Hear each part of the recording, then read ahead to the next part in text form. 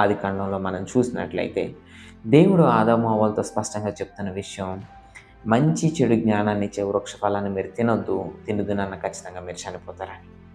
కానీ ఆదికాండం 3వ అధ్యాయంలో మనం చూసినట్లయితే సర్పం అవ్వ దగ్గరికి వచ్చే విధంగా మాట్లాడుతుంది. అవ్వ, దేవుడు నీతో ఏమన్నా చెప్పాడా అని.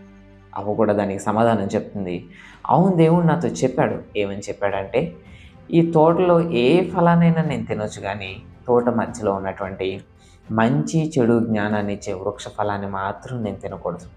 అప్పుడు సర్పం ఈ విధంగా మాట్లాడుతుంది ఏంటంటే, లేదు, దేవుడు మీతో అబద్ధం చెప్పాడు. ఇది తినుదినాన ఖచ్చితంగా మీరు చనిపోతారని దేవుడు చెప్పాడు చూడు, ఇది అబద్ధం. ఇది మీరు తిన్నారంటే మీ కళ్ళు తెరవబడతాయి, మీరు కూడా దేవునిలా మారిపోతారు. ఎప్పుడైతే అవ్వ ఈ మంచి చెడు జ్ఞానాన్ని ఇచ్చే వృక్ష ఫలాన్ని చూస్తూ ఉందో, అది కంటికి రమ్యమైనదిగా కనబడుతుందంట, సౌందర్యమైనదిగా కనబడుతుందంట. అవ్వ ఆ ఫలాన్ని తీసుకొని తిందంట. ఎప్పుడైతే అవ్వ మంచి చెడు జ్ఞానాన్ని ఇచ్చే వృక్ష ఫలాన్ని తిందో, మనిషి యొక్క హృదయంలో మంచి చెడు జ్ఞానం పనిచేయడం మొదలుపెట్టిందండి.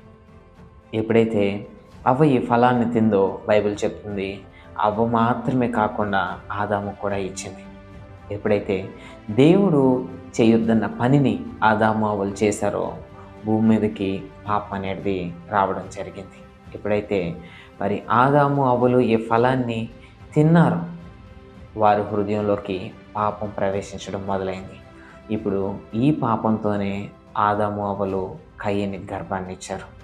కయ్యను పుట్టిన తర్వాత కయ్యను కూడా ఇదే హృదయం ద్వారా తన హృదయంలో పాపానికి చోటు ఇవ్వడం జరిగింది. ఈ విధంగా మనుషులందరూ కూడా పాపానికి బానిసలు అవడాన్ని మనం చూస్తూ ఉన్నాం.